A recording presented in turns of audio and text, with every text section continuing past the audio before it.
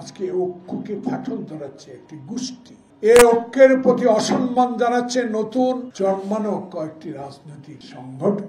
গতকালকে নতুন দলের আহ্বায়ক আমি সম্মান করি, স্নেহ করি, একটা দল সৃষ্টি করেছেন।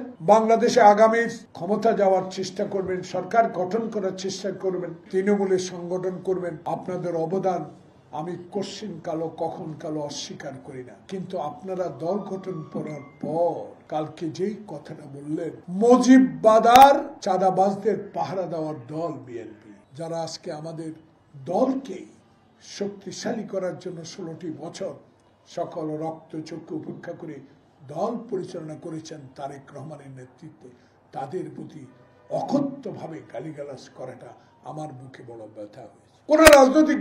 কোন রাজনৈতিক দলের নেতা যারা ক্ষমতায় যেতে চায়, সরকার গঠন করতে চায়, তাদের মুখে অশোভন উক্তি বাংলাদেশের মানুষ খুবই কষ্ট পেয়েছে।